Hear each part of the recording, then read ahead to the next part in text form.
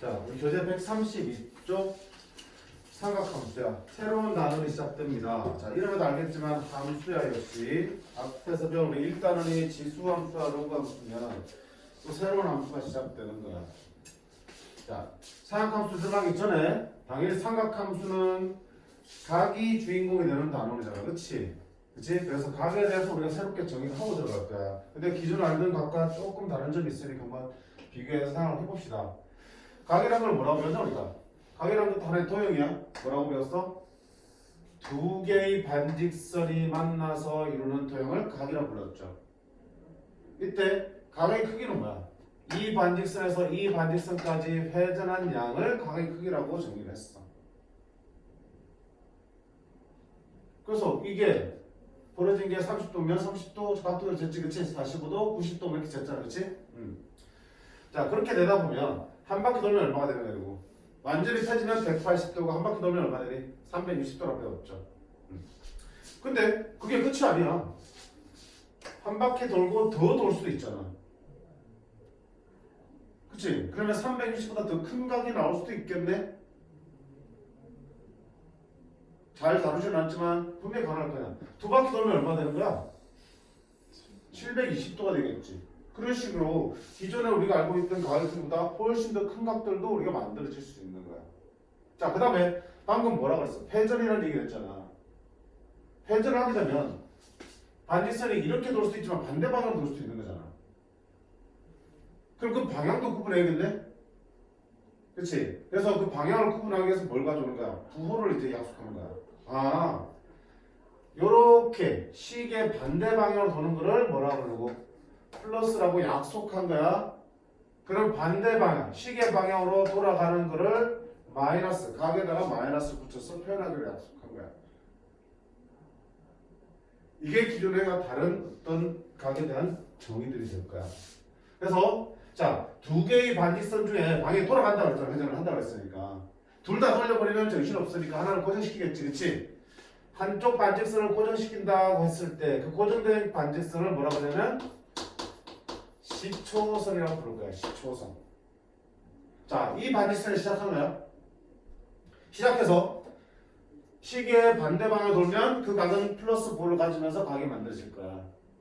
이 시초선을 기준으로 시계 방향으로 아까의 반대 방향으로 돌아가면 각이 만들어지면서 그 각은 무슨 부를 갖겠어? 마이너스 5를 갖는다고요. 그렇게 부르기로 약속한 거.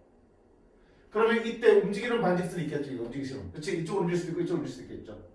그 움직이는 반직선 이름을 뭐라고 하냐면 동경이라고 해요. 동경. 왜 이름이 짓다고 하냐고? 내가 지금이 아니니까 나한테 뭐라고 하지 마. 자, 기준이 되는 반직선을 시초선, 움직이는 반직선을 동경. 따라서 시초선을 기준으로 동경이 얼만큼 움직이는지 나타내는 게 바로 각의 크기가 되겠죠. 근데 움직이는 방향이 이쪽 방향이면 플러스, 이쪽 방향이면 마이너스 붙이기로 한 거야. 그렇게 되면 이제 각의 크기가 어때? 360도를 쓰는 것은 엄청나게 큰 각도 나올 수 있는 거고, 심지어 뭐야? 앞에 마이너스가 붙어있는 각도 나올 수 있는 거겠죠. 마이너스 270도, 마이너스 360도 나올 수 있는 거라고요. 그치? 그런 식으로 각이 어떻게 돼? 우리가 알고 있는 각이 확장됐지? 이런 각을 일반각이라고 그래. 일반각. 그럼 일반각을 표현 어떻게 할 거냐? 봐봐. 예를 들어서 여기 시도선이 있고요. 동경이 이렇게 있는데 이게 30도예요. 이 브랜치 각도를 특정니까. 그러면 이 시초선과 이 동경이 이루는 각의 크기를 30도라고만 나타낼 수 있니? 아니야. 사실은 동경이 위치해 있는 게 여기 시작해서 한 바퀴 돌아서 여기 와 있을 수도 있잖아. 회전을 했기 때문에 최종 결과만 놓고 나면 몇 바퀴 돈지 알 수 없잖아. 그렇지? 그냥 단순하게 3도일 수도 있겠지만 사실 한 바퀴 돌아서 있다 갔다는 얘기는 한 바퀴 돌면 360도에서 3도 갔으니까 얼마 되냐? 390도 될 수 있는 거야. 이 동경 같은 거. 아니야. 한 바퀴 더 돌아서 왔을 수도 있잖아. 이렇게. 그러면 두 바퀴 돌았으니까 720도 더하기 300도니까 이 각은 720도를 나타내는 각도 될 수 있는 거겠죠. 그럼 각을 하나로 정할 수 있어 없어? 못 정하지. 그럼 이 각을 어떻게 표현할 거냐 생각했더니 결국은 한 바퀴가 360도잖아. 몇 바퀴인지 모르니까 그거를 뭐야? n이라는 문자를 준비한 거야. 따라서 이 각을 내가 알파라고 하면 알파라는 각을 어떻게 쓰기로 했냐면 360도 곱하기 n이야. n은 여기일 수도 있지. 여기만 안 돌았다는 얘기야. 안 돌았다? 정상인 거지. 1이면 한 바퀴 돌았다는 얘기고요. 마이너스 1이면 반대 방향 한 바퀴 돌았다는 얘기겠죠. 그렇게 돈 다음에 얼마큼 더 간 거야?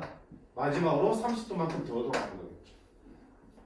이렇게 표현하면 이 각을 표현할 수 있게 되겠죠. 이런 식으로 표현하는 거를 이 각의 일반 각의 표현이라고 해요. 일반 각.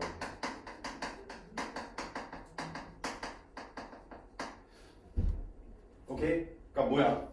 우리가 알고 있던 각에 무슨 개념을 도입한 거야? 회전의 개념을 도입했고 그 회전하는 방향과 횟수를 알 수 없으니까 그걸 뭘로 나타낸 거야? n으로 나타낸 거야. 따라서 n은 뭐겠냐? 정수겠죠. 얘는 정수밖에 안 되죠. 왜? 몇 바퀴를 나타낸 거니까. 그리고 반대 방향으로는 뭐야? 마이너스 1, 마이너스 2 붙겠죠. 그쵸? 반대 방향으로 한 바퀴 돌았다는 얘기니까. 그래서 n은 정수가 될 수 있는 360도 곱하기 정수 더하기 30도 꼴로 표현할 수 있는 게 이 각에 대한 일반 각의 표현이다라고 약속한 거예요. 이렇게 표현하기로 약속한 거예요. 그러면 어떻게 돼? 하나의 시초선과 하나의 동경이 나타낼 수 있는 각은 n의 값에 따라서 무수히 많은 각들을 표현할 수 있게 되겠죠. 그들을 다 한꺼번에 표현하는 방법이 이 일반 각의 표현이에요. 됐죠?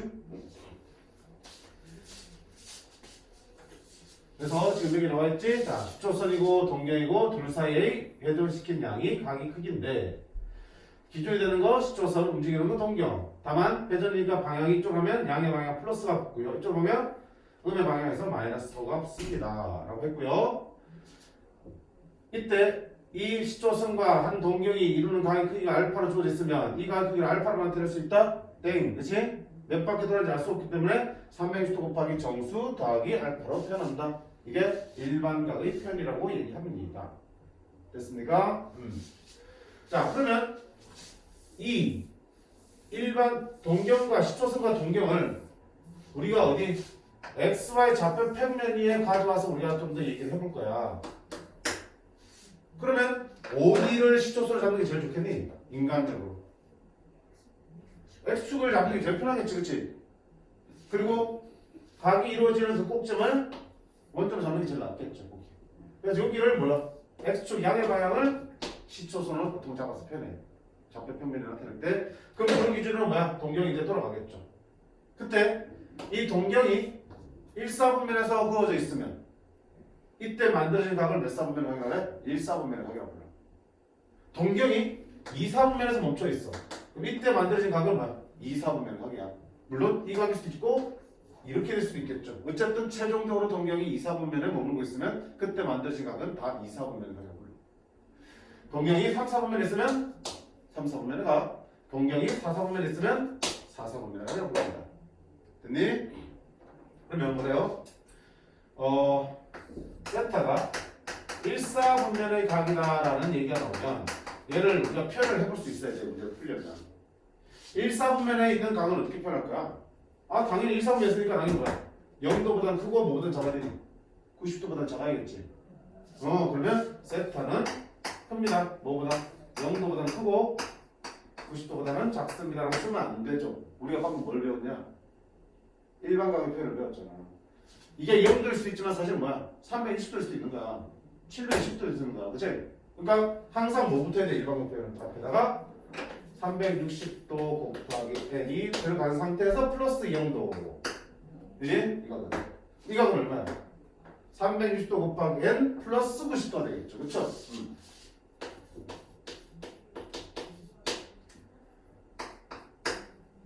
그래서 앞으로 각을 다룰 때는 습관적으로 뭘 붙는 거야? 360도 곱하기 n이 붙어. 일반각으로 표현을. 그럼 당연히 2사분면의 각은 어떻게 쓸 거야? 세타는 360도 곱하기 정수 더하기 뭐보다 크고 90도보다는 크고 맞지? 360도 곱하기 정수 더하기 뭐보다 180도보다는 작으면 2사분면이 위치하겠죠. 자, 그 다음에 3사분면의 각은요? 360도 곱하기 정수 더하기 180도보다는 크고요. 360도 곱하기 정수 더하기 270도보다는 작습니다. 됐죠? 마지막 4사분면의 각이다 그러면 360도 곱하기 정수 더하기 270도보다는 크고요. 세타가 360도 곱하기 정수 더하기 360도보다는 작습니다. 쓸 수 있겠죠. 그래서 문제 보다 보면 세타가 뭐 2, 3면의 각일 때라고 하면 그 세타가 2, 3면 각이면 각을 정할 수 있어 없어? 없지. 뭐야? 이처럼 부등식으로 나타낼 수밖에 없어요. 이렇게 주어진 4분면에 맞게끔 부등식으로 표현해서 문제를 풀 수밖에 없어요. 됐지? 기억을 해 두셔야겠습니다. 그래서 동경이 위치하는 4분면에 따라서 그 4분면에 대한 각으로 표현할 수 있습니다. 그리고 그 세타가 몇 4분면인지 각인지를 알 수 있으면 우리는 그 각을 어떻게 한다? 이런 부등식을 사용해서 표현할 수도 있겠군요. 라고 정리할 수 있겠습니다. 그럼 문제가 이렇게 나온다고요. 54번 보세요. 세타가 3, 4분면의 각일 때라고 나와있지. 그럼 그 세타가 얼마인지 정확하게 말할 수는 없다. 다만 뭘로 표현할 수밖에 없다? 부등식으로 표현할 수밖에 없다. 아하. 그럼 세타는 자 3, 4분면의 각이니까 360도 곱하기 정수 더하기 3, 4분면이잖아. 180도보다 크고 360도 곱하기 정수 더하기 270보다는 작아야겠죠. 그렇게 표현할 수밖에 없다. 자, 그때 3분의 세타는 몇 4분의 각이냐고 물었어요.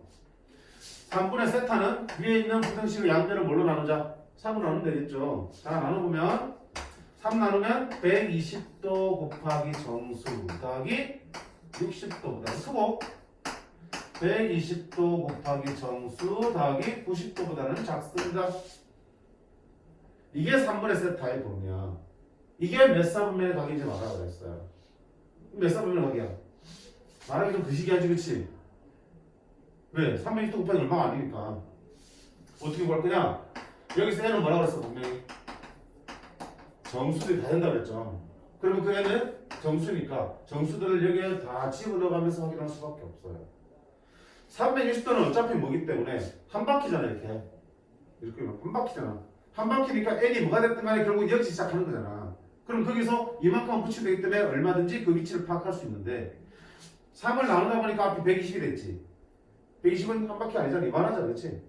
그러니까 거기다가 이만큼 됐을 때 어떻게 되는지 판단하려면 결국 n이 결정될 수밖에 없는 거잖아. 120도 곱하기 1이면 여기에서 더하기 60이 될 거고요. 120도 곱하기 n이 2면은 240도 건 다음에 거기서 또 60도 넣을 거야.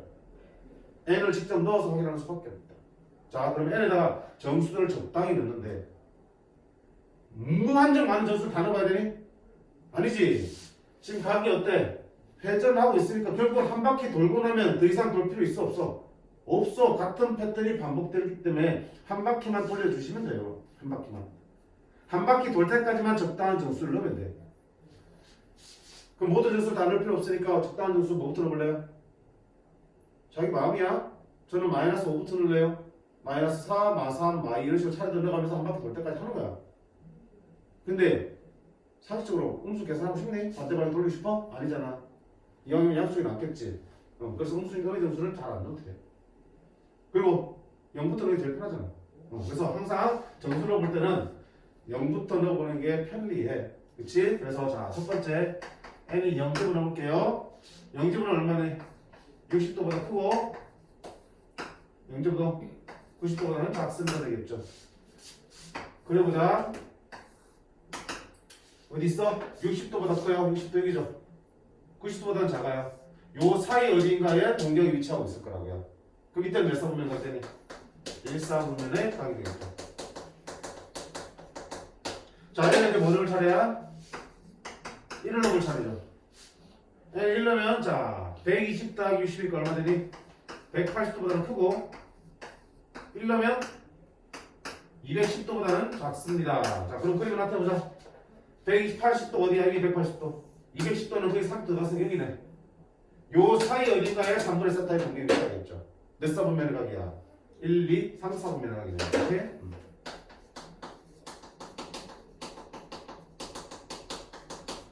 자, 그 다음에 뭐 넣을까? 2도 한번 넣을까? 2 넣으면 240 더하기 60이니까 얼마야? 300도보다는 크고 240 더하기 90 330도보다는 작아요. 그럼 300도 어디야? 300도는 270에서 30도만큼 들어가는 거고요. 330은 360도에서 330도만큼 반대로 가면 이렇게 여기 위치하겠네. 여기 위치하고 있으면 몇 4분면 각이야? 4, 4분면 각이야. 마지막으로 여기다 뭐 좀 볼까요? 3집을 놓을까? 3집 놓으면 360도 더하기 60이잖아. 어디야? 한 바퀴 돌아서 더하기 60이면 이거랑 똑같네. 3집을 놓으면 360도 더하기 90이니까 한 바퀴 돌아서 90도니까 이거랑 똑같네. 결국 처음에 위치랑 어때? 완전히 겹쳐지죠?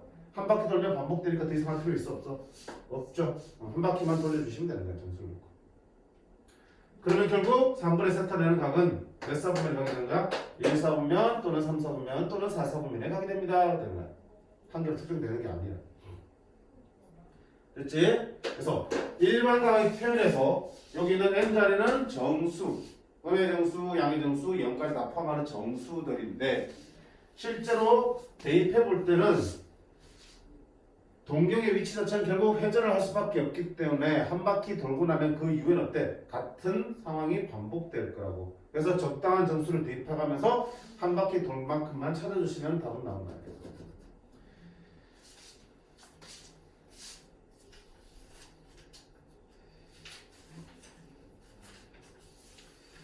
그 다음 136쪽에 가운데 있는데 자, 얘 참 준비할 게 많겠구나. 자, 쳐볼게요.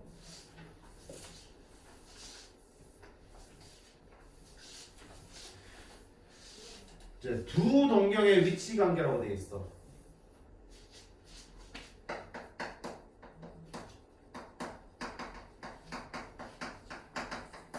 동경이 이제 몇 개 나온다? 두 개가 돌아다닌다고. 동경이 두 개라는 얘기는 각도 몇 개 만들어지는 거야?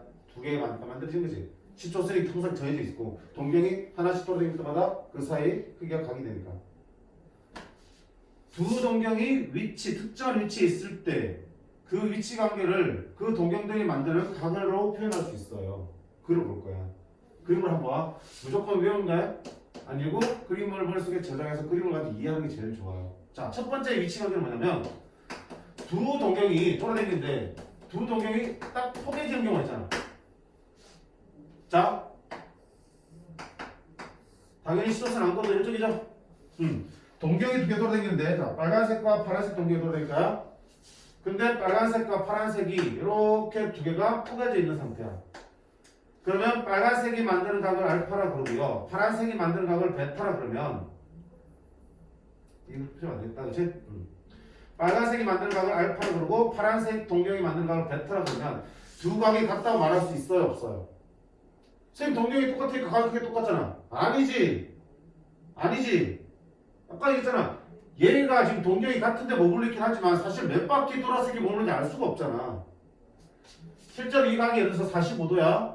그렇다고 해서 두 각이 다 45도야? 아니지. 한 바퀴 돌아서 360도 더하기 45도일 수 있는 거야.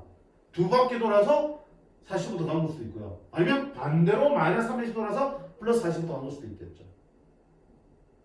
따라서 이 동경 1차원에서 두 각이 똑같다고 말은 못해요, 이제는. 몇 바퀴 돌았는지 알 수가 없으니까. 그러니까 그 관계를 어떻게 나타낼 수밖에 없냐면, 자 보세요. 이때 이 두 동경이 시초선과 이루는 이 예각을 내가 편의상 세타라고 한다면, 맞나요? 알파라는 각은 어떻게 쓸 수 있어? 몇 바퀴 돌았는지 알 수 없기 때문에 360도 곱하기 정수, 맞지? 더하기 세타 쓸 수 있겠죠. 파란색 동경이 이루는 각 베타는 역시 몇 바퀴 돌았는지 모르니까 360도 곱하기 정수가 다르겠죠. 그치? 다를 수도 있겠죠. 더하기 세타를 쓸 수 있겠죠. 그럼 이 둘의 관계를 좀 예쁘게 나타내려면 둘을 어떻게 돼? 빼버리면 세타 날아가겠죠. 자, 빼볼게. 알파 빼기 베타 하니까 결국 360도 곱하기 n1 빼기 n2가 되겠죠. n1 빼기 n2를 하나의 정수로 표현할 수 있는 n을 쓸 수 있겠니? n1이라는 정수에서 n2라는 정수를 빼면 정수 빼기 정수 요즘 뭐야? 새로운 정수가 만들어지겠죠. 그걸 n에 쓴 거야. 제타는 사라질 거고요. 두 동경이 일치하고 있으면 그때 만들어지는 두 각의 차는 360도 곱하기 정수꼴이 된다는 얘기야. 됐니? 자, 좀 더 쉽게 설명하면 결국 봐봐. 동경이 일치하고 있다는 얘기는 두 동경의 차이가 몇 바퀴 차이 딱 떨어지는 거지. 한 바퀴 차이 날 수도 있고 두 바퀴 차이 날 수도 있고 세 바퀴 차이 날 수도 있는 거잖아. 한 바퀴가 얼마야? 360도지. 두 바퀴면 2 곱하기 360이지. 그러니까 두 각의 차이가 몇 바퀴 360도 곱하기 n 차이 난다는 얘기지. 그렇게 외우는 게 좀 더 직관적으로 이해가 되지, 그렇죠? 우리 옛날 동계올림픽 하면 스피드 스케이팅 막 1000m 이런 거 하잖아. 그러면 결국 막 한 20분씩 한 20분씩은 안 달리나 한 10몇 분씩 달리지, 그렇지? 그럼 줄에서 안 보고 있다가 딴 데다가 TV 돌리다가 보면은 중간에 딱 보다 보면 뭐 이렇게 나란히 달리고 있잖아. 와 박빙이다. 근데 사실은 뭐야? 한 바퀴 하는 것도 있지, 그렇지? 그렇잖아. 장거리 달리다 보면. 그러니까 그거야. 둘이 나란히 달리고 있으면 같은 위치가 아니야. 대신 둘이 차이가 어때? 한 바퀴나 두 바퀴나 세 바퀴 차이 나는 거겠지. 한 바퀴가 360도니까 360도 곱하기 n만큼 차이 나는 거. 됐지? 이렇게 기억하시면 좀 더 편하게 기억할 수 있지 않을까 싶어요. 자, 그 다음 두 번째 위치 관계는 뭐냐면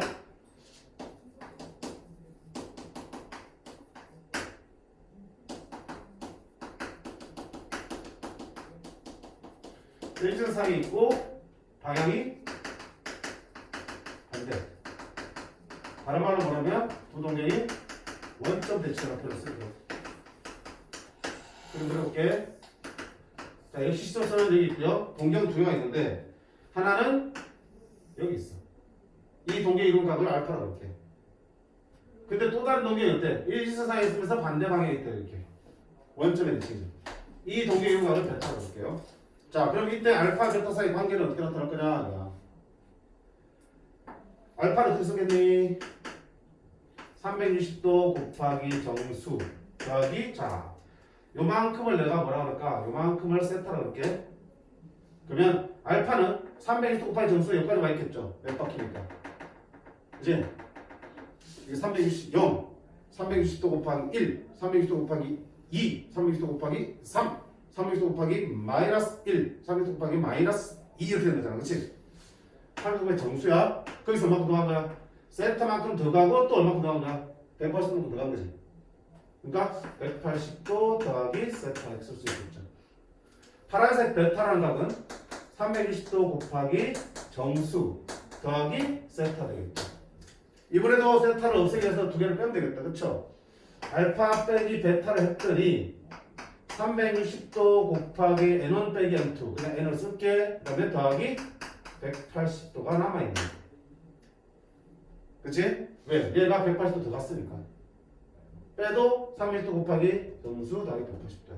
자, 아까처럼 이해하면 결국 알파, 베타가 원점 대칭, 방향 반대고 일직선상에 있으면 어떻게 된다? 둘의 차이가 몇 바퀴가 아니고 몇 바퀴하고도 몇 바퀴 더 차이 나니? 몇 바퀴 반 차이 나는 거지. 몇 바퀴 반 차이 나는 거다. 반 들어가잖아. 그치? 몇 바퀴 반이면 반이 얼마야? 180도지? 몇 바퀴가 360도 곱하기 n이고 반 들어갔으니까 더하기 180도. 반 바퀴. 몇 바퀴하고도 반 바퀴 차이 나는 거잖아. 됐니? 자, 그 다음 세 번째 위치관계는 두 동경이 X축의 대칭입니다. 두 동경의 X축의 대칭하는 얘기는 자, 빨간색 동경은 이렇게 있어. 이 각이 알파로 이렇게. 파란색 동경은 X축의 대칭이니까 밑으로 같은 이렇게 가 있겠죠. 요 각의 크기가 세타야. 맞지? 대칭이니까 이것도 어때? 똑같죠? 다만 이쪽은 플러스니까 이쪽은 얼마야? 마이너스니까 마이너스 세타를 써야겠네. 반대방을 움직였으니까. 오케이. 그럼 알파는 뭐라고 쓸 거야? 알파는 360도 곱하기 n1 더하기 세타. 맞지? 베타는 360도 곱하기 n2 빼기 세타 쓰겠죠. 자, 이번에 세타 없애려면 알파는 베타는 어떻게 하겠니? 더 해야겠네. 알파 더하기 베타니까 360도 곱하기 n1 더하기 n2 그걸 n으로 쓸게. 세타 사라지겠죠. 두 동경이 X축 대칭이면 둘을 합친 게 뭐가 되겠다? 360도 곱하기 정수가 되겠다. 그리고 시작하면 이런 거 되겠게. X축에 대해서 대칭 이렇게 돼 있지. 둘을 합치면 360도 곱하기 정수. 이 자리가 360도 곱하기 정수 자리잖아. 0, 320, 720짜리입니다. 맞니? 네 번째. 두 동경이 Y축 대칭.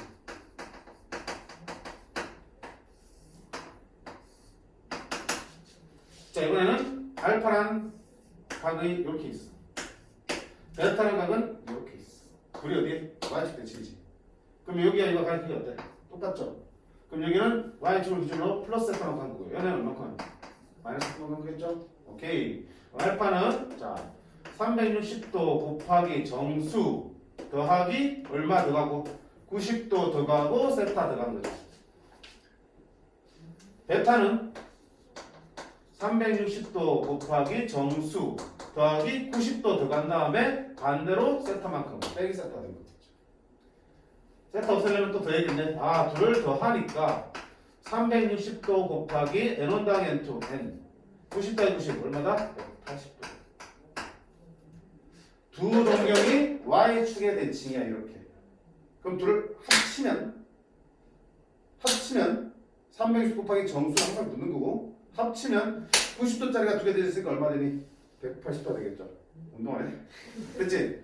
합치면 플러스 마이너스 세타는 없어지고 90도 두 개가 되니까 얼마 되니? 180도 붙겠죠. 360도 곱하기 정수 더하기 180도. 마지막 다섯 번째. 이게 마지막이야. 자, 두 동경이 y는 x의 대칭.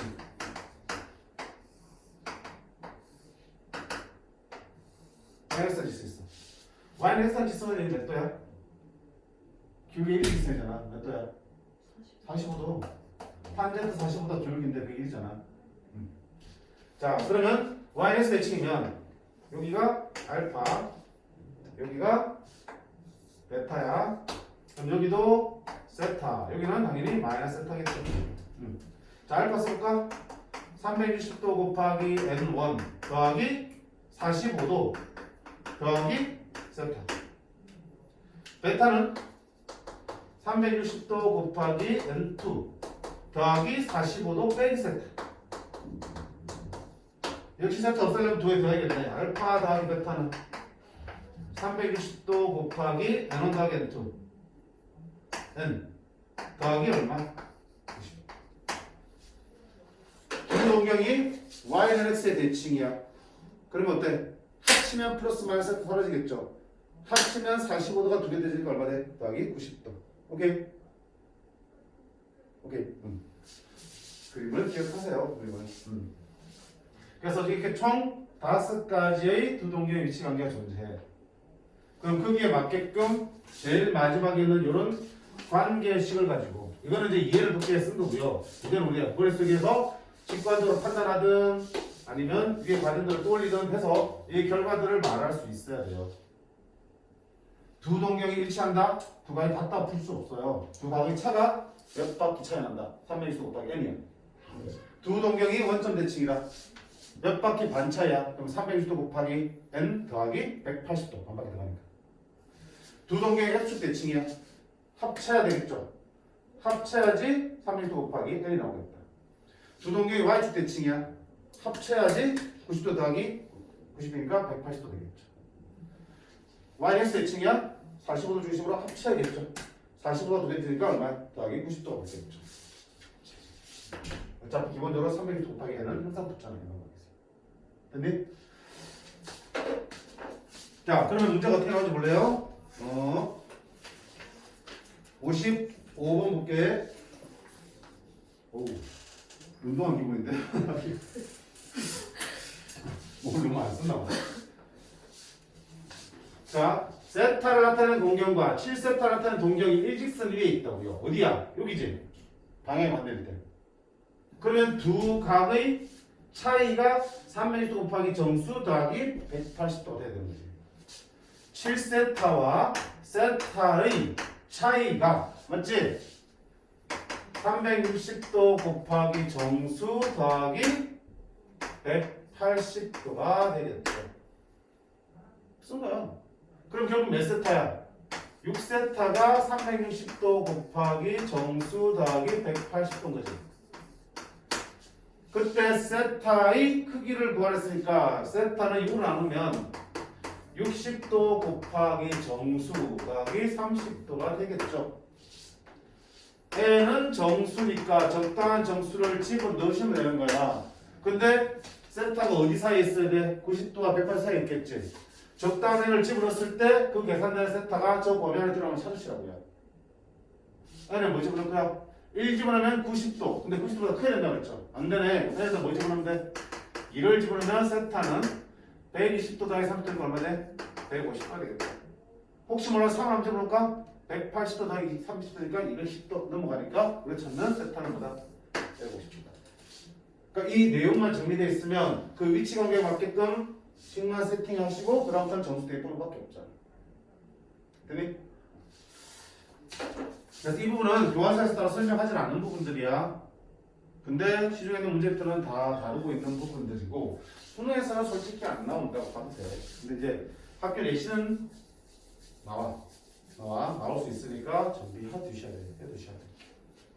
그래서 찬찬히 집에서 있잖아 이거 생각한 것처럼 그림 그리고 처음 할 때는 그림 그리고 알파 베타를 식으로 나타내 보고 그래서 최종 결론은 저게 나옵니다라고 해서 나중에는 이제 최종 결론만 같이 매칭시키면 되겠죠. 처음이니까 한번 더 해보셔야 돼요. 됐니? 이 내용들이 책에 다 있으니까 굳이 쓸 필요는 없죠. 없으니까 여기 136쪽과 137쪽 보면서 총 5가지 위치 관계 다 나오고 있으니까 한번 정리를 해두시면 좋겠습니다.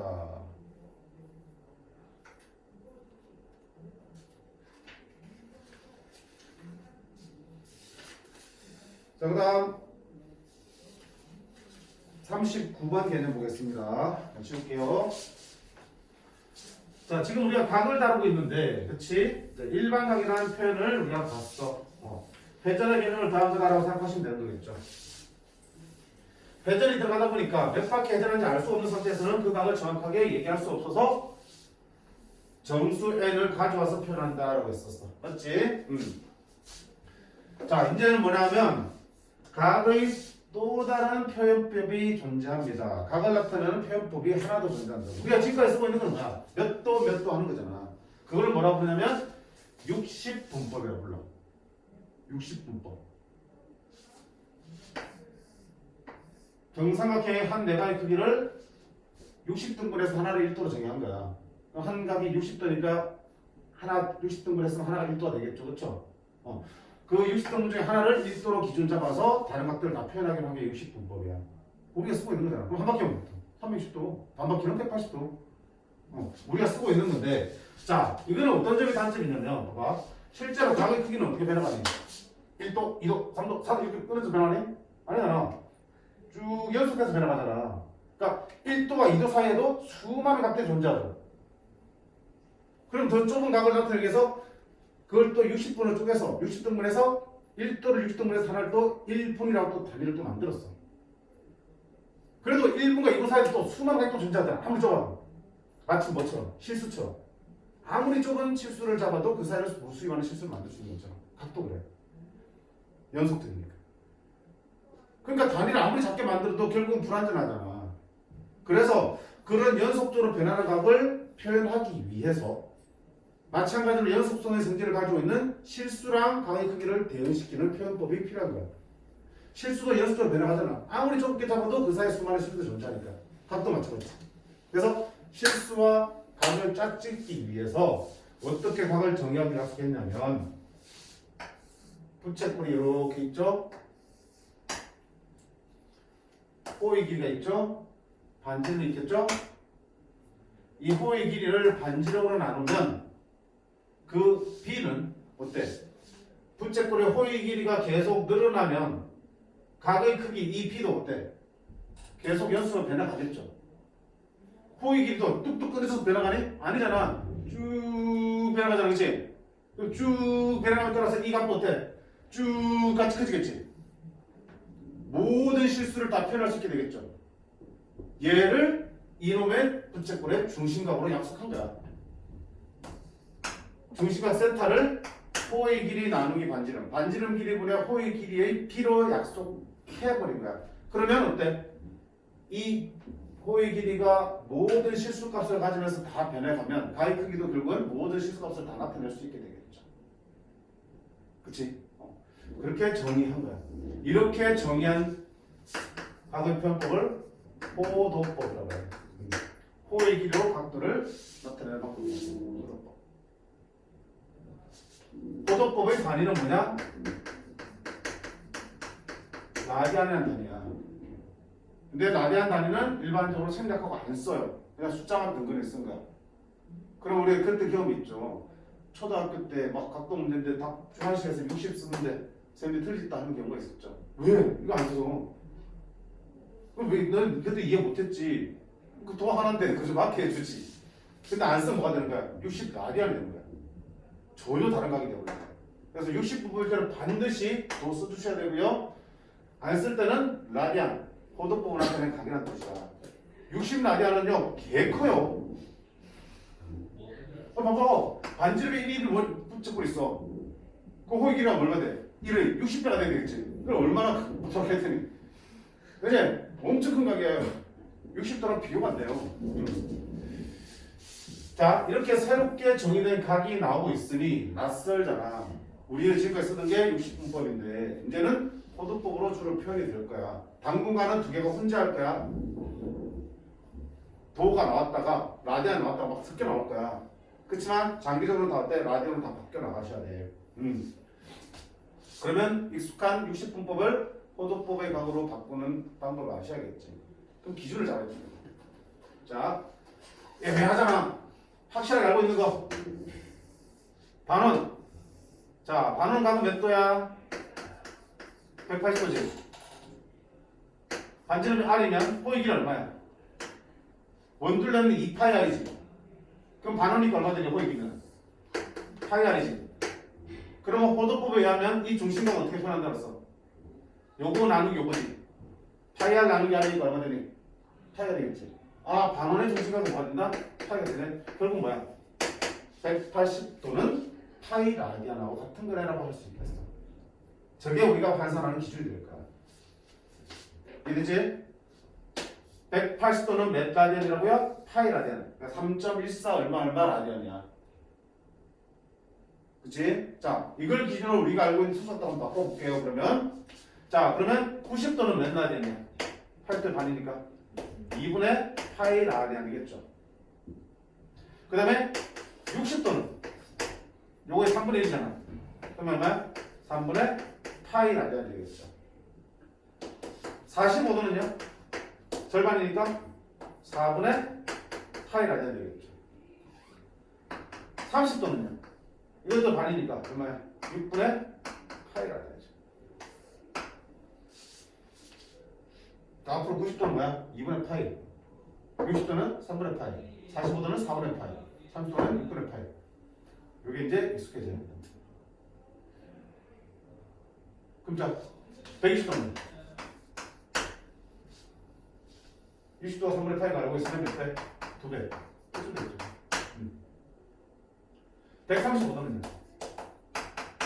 4분의 파이에다가 3배 하면 되지. 3배니까 얼마야? 4분의 270도는요? 이거 3배잖아. 몇 파이? 2분의 아, 그럼 한 바퀴는 얼마 돼? 한 바퀴 360도는 2배. 앞으로 한 바퀴는 얼마다? 2파이. 한 바퀴는 2파이. 거꾸로 다 해야겠네. 거꾸로도. 자, 6분의 5파이. 6분의 파이가 30도잖아. 몇 배? 5배. 몇 도? 150도. 그 다음에 3분의 4파이는? 3분의 파이가 60도니까 4배 하니까 얼마야? 240. 그럼 물어볼게, 혜린아. 응? 물어볼게. 100도는?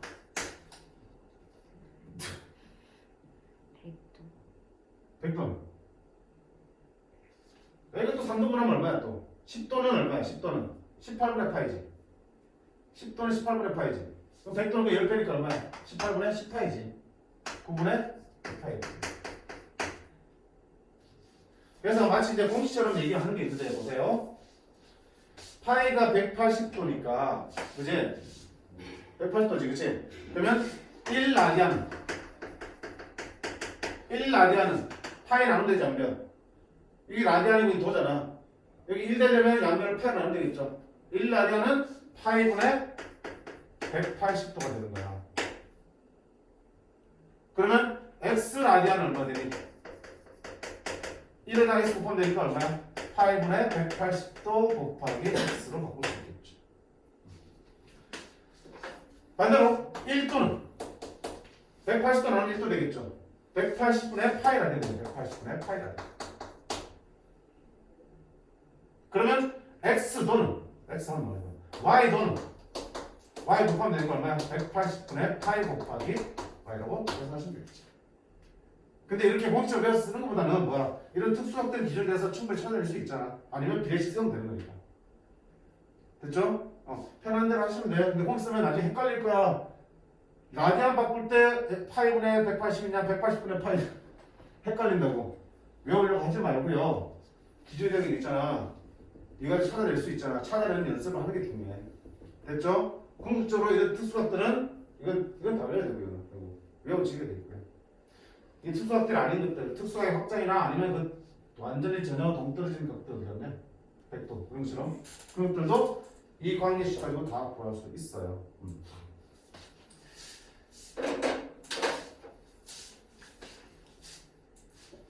그럼 한번 내려볼게요. 1라디안은 얼마나 했어요? 8분의 180도지. 1라디안의 비가 얼마인지 궁금하잖아? 8분의 180도면 파이가 대충 얼마야? 3.14 얼마지, 그치? 그럼 3이면 60도인데 3.14니까 너는 60도보다 어때? 조금 작죠, 그쵸? 1라디안은 60도보다 조금 작은 거 아니에요? 근데 아까 뭐 60라디안이면 거의 3600도에 가까운 값이지. 네. 그러니까 틀려도 할 말 없죠? 그러니까 앞으로 진짜 지금도 마찬가지야. 조각이 쓰는데 습관적으로 도 붙여도 안 되고요. 라디안 써야 되는데 또 60부 써야 되는데 도 떼고 써도 안 돼요. 할 말 없어 틀려도. 자 이렇게 해서 이제 새로운 과거의 표현법이 등장했어. 자 어떻게 정의하냐 어법은 반지름 구분의 반지름 기름분의 호의 길이로 정의합니다. 세타는 R분의 1로 정의한 과거의 표현법이 바로 소득법이야.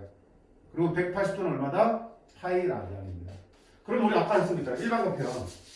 어떤 각 일반각은 360도 곱하기 정수 더하기 뭐 세타 이렇게 쓴다고 했잖아. 그치? 문제 이건 뭐야? 이 일반각도 뭐니? 포도법 표현할 수 있겠죠.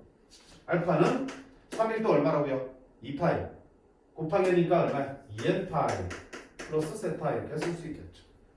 그래서 60분포로 일반각 표현할 때는 습관적으로 360도 곱하기 1이 붙는 것처럼 포도법으로 쓸 때는 항상 일반각 표현 뭐 본다? 2n파이가 따라오는 거야. 2n파이가 몇 바퀴라는 뜻이니까 2n파이 오케이? 그럼 아까 4분면 각도 마찬가지잖아. 1, 4분면 각이 어디야? 360도 곱하기 n 더하기 0부터 크고 360도 곱하기 n 더하기 90도보다는 작다 했잖아. 그럼 어떻게 바꿔야 되지? 2n파이 플러스 0보다는 크고 2n파이 플러스 2분의 파이보다는 작다. 이게 1, 4분의 각이죠. 90도가 2분의 파이니까 2, 4분의 각이면 2n파이 플러스 2분의 파이보다는 크고 2n파이 플러스 파이보다는 작다. 3, 4분면은 2n파이 플러스 파이보다는 크고 2n파이 플러스 2분의 3파이보다는 작다. 4, 4분면은 2n파이 플러스 2분의 3파이보다는 크고 2n파이 플러스 2파이보다는 작다. 됐죠? 이런 식으로 포도법으로 똑같이 표현할 수 있어요. 또 두동경 일치 관계도 마찬가지잖아. 두동경 일치한다. 둘의 차가 360도 곱하기 1 했죠. 둘의 차가 2n파이다. 이렇게 표현할 수 있겠죠. 앞에 했던 것들을 다 포도법으로 한번 바꿔서 한번 써보세요. 오케이? 그게 친숙해지는 길입니다. 자 이렇게 나옵니다. 각을 바꾸는 게 140도에 이제 공식이 나와 있죠, 그렇죠? 140도에 이렇게 나와 있는데 자, 이렇게 외우면 박 터진다고 헷갈리고요. 그냥 뭐야 기준 파이 라디안이 180도입니다. 이래가지고 찾는 연습을 해보세요. 라디안은 생략하고 숫자만 쓴다 실수처럼. 라고 했고요. 자, 그 다음에 뭐가 나오냐면 부채꼴의 호의 길이와 그 다음에 부채꼴의 넓이를 구하는 공식이 새롭게 등장합니다. 우리가 지금 알고 있는 부채꼴의 넓이 구하는 공식 호의 길이 구했니? 그리고 중학교 때, 초등학교 때 배웠던 부채꼴의 넓이랑 호의 길이 구하는 공식은 중심각이 세타도 맞지? 그때는 호도법 배우기 전이니까 60분법이겠죠. 반지름 길이 R이면 호의 길이 L은 원둘레 2파이 원둘레가 2파이 R이잖아, 그치? 그거에 얼마야? 전체 360도 분의 세타 X를 되지. 이렇게 되는 거지. 그 다음에 부채꼴 넓이는 원넓이 파이 r 제곱 곱하기 360분의 세타하고 이렇게 쓰죠. 이게 초중 때 했던 부채꼴의 호익이라는 넓이 구하는 공식이야. 이때는 중심각이 뭐로 줬을 때? 60분법으로 줘줬을 때. 근데 이제 중심각이 뭐로? 호도법으로 줘줄 때야. 자, R이고 L이고 중심각이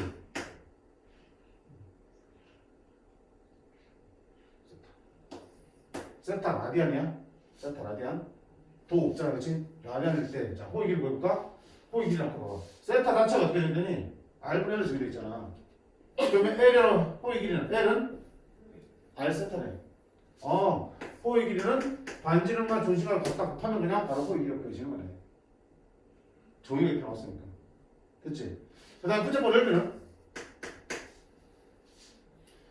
2분의 1 R 제곱 세타라는 공식이 생겨. 중심각이 라디안으로 줬을 때, 호도포로 줬을 때는 2분의 1 반지름 제곱 곱하기 중심각 떼어주시면 그게 부채꼴의 넓이가 나온 거야. 그럼 이따 보여줄게. 이렇게 공식이야. 그리고 R 세타가 뭘로 바뀔 수 있어? L로 바꿀 수 있지. 그럼 이게 R 제곱 세타에서 R 세타는 L로 바꿔주시면 2분의 1 RL이라는 공식도 나오지. 이거는 오늘 초등학교 때 살짝 본 친구들도 있을 거야. 따라서 부채꼴 넓이는 2분의 1 반지름의 제곱 곱하기 중심각으로 구할 수도 있고 또는 2분의 1 곱하기 반지름 곱하기 호익 길이로 구할 수도 있다. 조심해야 될 거, 이 공식은 중심각이 뭐일 때? 라디안일 때. 그럼 60도로 줘주면 이거 뭘로 바꿔놓을 거야? 3분의 파이 라디안으로 바꿔놓고 이거 계속 써야 되겠죠. 60도 그대로 쓰면 안 돼. 이쪽을 다룰 거야 이제는. 이쪽을. 그래서 이 공식들을 암기를 해주셔야 되는데, 자, 이 넓이 공식이 나오는 이유가 이렇게 나오지, 그치? 141쪽에 비례식 가지고 나오고 있어요. 원넓이 가지고. 아까 그처럼 똑같아. 반원의 넓이 얼마야? 이 반원의 넓이? 원넓이가 파이 r 제곱인데 반원이니까 2분의 1 파이 r 제곱이 되겠죠? 그치?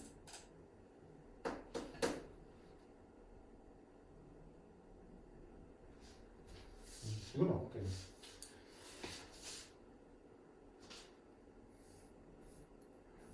자, 원래 부채꼴의 넓이가 뭐였냐? S는 파이 r 제곱 곱하기 360도 분의 중심각 x로 이렇게 썼단 말이야. 근데 얘들을 뭘로 바꿀 수 있어? 라디안 한번 바꿔볼게. 어떤 일이 생기는지. 360도는 몇 라디안이야? 360도는 2파이 라디안이다. 2파이. 됐지? 그 다음에 x도는?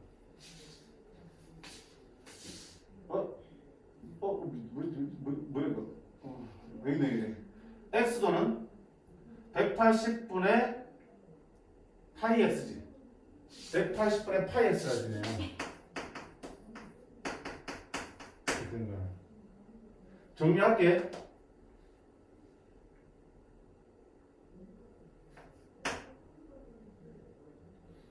뭐 속에서 이렇게 되니? 까먹구나. 풀었네. 368분의 뭐야? 똑같은 건데?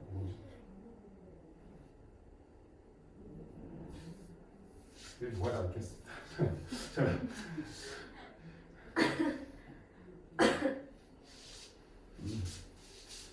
되게 힘든 길로 가고 있네. 자, 아까 뭐야? 원넓이가 적게 확실하게 있는 거. 자, 이번에 넓이는 얼마니?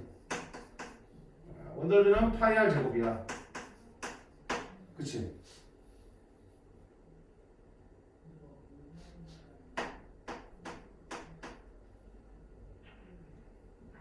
부채꼴 넓이는 중심은 얼마 들을까? 세타 라디안만큼 잘라낼게요.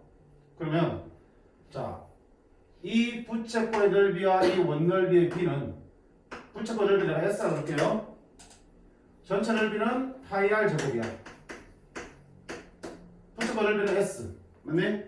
근데 두 번의 반지름이 부채꼴과 원의 반지름 똑같기 때문에 부채꼴의 넓이와 원의 넓이 비는 결국 뭐와 똑같아? 중심각의 비랑 어때? 똑같죠. 부채꼴의 넓이는 중심각 크기의 비라니까. 맞니? 그러면 원의 중심각의 비는 얼마니? 라디안 되면 2파이 라디안이지. 부채꼴 중심각은 얼마야? 세타 라디안이겠죠. 비례식이니까 2파이 x는 파이 r 제곱 세타가 되는 거고요. 파이 날려주시고 s는 2분의 1 r 제곱 세타라는 공식을 표현한 거야. 됐지? 응. 그래서 뭐 크게 중요한 건 아니야. 저걸 유도하라는 얘기는 없으니까. 중요한 건 뭡니까? 이 공식대로 쓸 수 있는 거고요. 언제 쓰라고요? 중심각이 뭐일 때? 라디안을 좀 있을 때 쓸 수 있는 공식이야. L은 R 세타. L은 R 세타. 왜? R이 L분의 1로 R분의 1로 정의됐어. 그리고 부채꼴 넓이는 2분의 1 R 제곱 세타. 그냥 중심각을 갖다 곱하면 돼. 라디안일 때는. 그리고 2분의 1 RL로 바뀔 수도 있다. 이거 몰라도 상관없는 거잖아. 어차피 L 구할 수 있으니까. 자, 문제 볼게요. 문제까지만 풀고 마무리해서 볼게. 56번.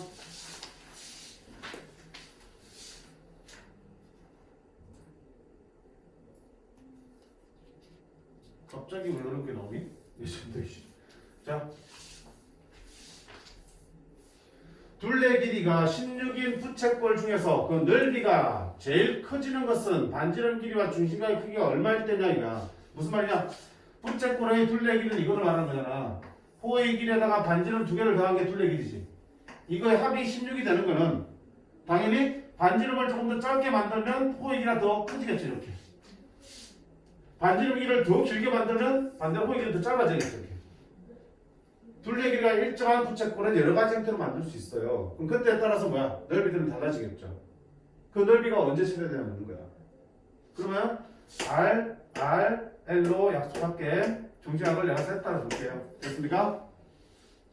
그럼 첫 번째 조건 뭐야? 둘레 길이가 16이라는 얘기는 2R 더하기 L이 얼마다?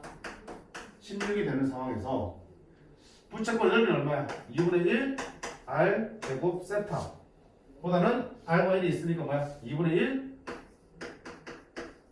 RL이라는 공식 있죠. 이놈의 뭘 찾는 거야? 최대값을 찾는 거야. 자, 식의 형태 보세요.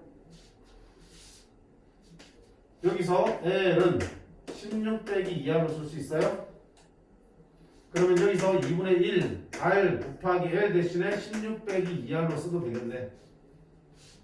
그럼 R에 대한 몇 차식이야? 2차식이지. 최대 최소 구할 수 있겠는데 2차 함수를 보고. 정리하면 마이너스 R 제곱 플러스 8R이 되겠고요. 최대 최소 구하려면 완전 좋게 R 빼기 4의 제곱. 그치? 따라서 2차 함수대로 이렇게 생겨 꼭점이 4,16이잖아. 따라서 R이 얼마일 때? 4일 때. 부채꼴 넓이의 최대값은 얼마 되네? 16이 나오겠죠. 자, R이 4면, 됐다 4 집어넣으면 L은 얼마일 때? 8일 때. R이 4고 L이 8일 때 부채꼴 넓이는 16으로 칠해야 되겠다. 중심각은 얼마입니까? 세타는 뭐로 정해야 되나? R분의 L이지. 4분의 8이니까 얼마래? 2라디안. 그래서 이거 항상 답은 2라디안이야. 둘레 길이가 정해졌을 때 넓이가 최대화되려면 중심각을 얼마나 만들 때? 2라디안입니다 라고 나옵니다. 길이가 다 달라져도 항상 똑같아. 얘들은 다르겠지. 반지름 길이랑 위에 따라서 달라지니까. 근데 그때 중심각은 2라디안짜리 만들었을 때가 넓이가 제일 크게 나온다. 자, 이걸 이렇게 풀 수도 있어요. 그럼 봐. 얘가 줬을 때 얘의 최대를 찾는 문제잖아. 합이 있을 때 곱의 최대 찾는 거. 우리가 최대 최소 관한 도구 하나 더 배웠잖아. 뭐? 산술기하. 오케이. 2R 더하기 L은 산술기하 평균에서 2배의 2 곱한 거 2R로 쓸 수 있죠. 그럼 여기다 뭐 집어넣어? 16 집어넣겠죠? 2 나누면 8. 루트 있으니까 제곱할게. 64는 2RL. RL은 얼마? 32. 따라서 넓이 2분의 1 RL은 16 이하가 되겠죠. 따라서 부채꼴 넓이는 최대값이 얼마다? 16이 나오겠죠. 자, 언제? 산술기하 평균에서 최대 최소 나오는 거는 등호가 성립할 때지. 등호는 언제 성립하니? 얘랑 같을 때야. 그치? 2R과 L이 같을 때. 얘와 얘가 둘 다 얼마로 같을 때? 8로 같을 때니까 R은 얼마일 때? 4일 때. 동일한 결과를 얻을 수 있어요. 2차 함수로 바꿔서 풀어도 좋고요. 산술기하를 써도 좋고. 결과적으로 어때? 중심각은 2라디안, 반지름 4, 거기가 8일 때 넓이는 최대값이 16입니다. 나왔습니다. 됐죠?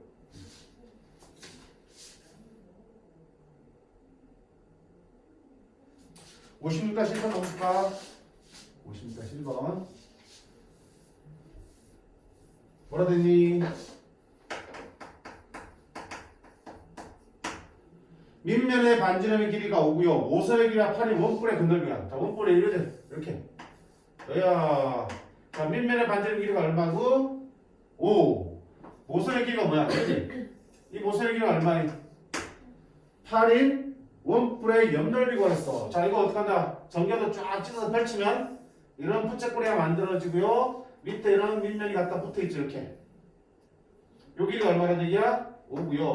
요 길이가 얼마나 얘기야? 8이라는 얘기죠. 이때 이 옆면 넓이, 부채꼴 넓이 구하라는 얘기야. 그럼 부채꼴 넓이 구하려면 공식 뭐였어? S는 2분의 1 R 제곱 세타 또는 2분의 1 RL인데 부채꼴의 R은 지금 얼마야? 8 나와있죠? 중심각을 구하든지 미를 구하든지 해야 되는 건데 알지? 이 길이랑 같은 게 어디 있어? 얘지? 그치? 말면 올라가야 되니까 얼마 이거? 18이 아닌가요? 18 그럼 끝났네. 2분의 1 R자리에 뭐? 부채꼴의 반지름 8 이 길이가 1이지? 얼마? 18 48 간단하게 공식도 나온 거야. 됐지? 자, 이렇게 해서 우리가 삼각함수를 들어가기 위한 이제 기본 지식들을 이제 쌓은 거야. 삼각함 안 들어갔잖아. 사인 코사인 탄 나왔어? 안 나왔지? 자, 시작 안 했어요? 처음 배운 거니까 나 낯설기도 한 거야 지금. 첫 번째 뭐가 나왔니?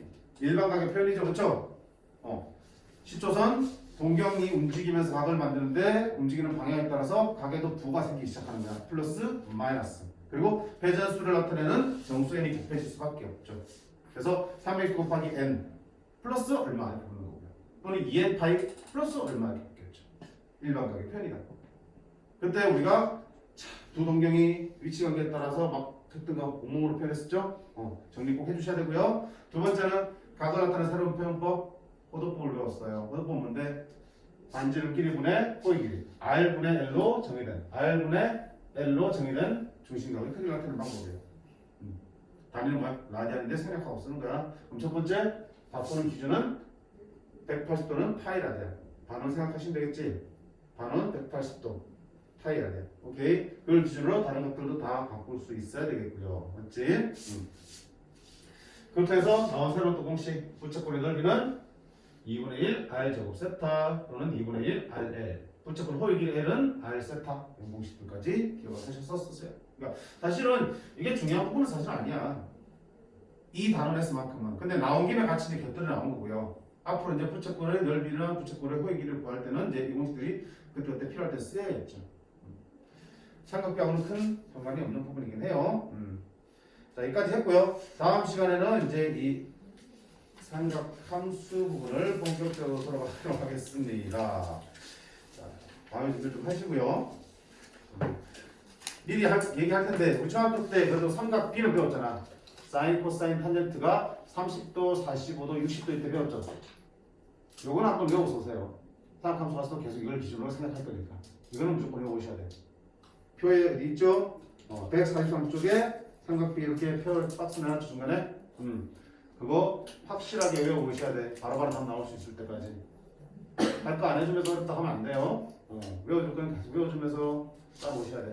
자, 수고 많으셨습니다. 숙제는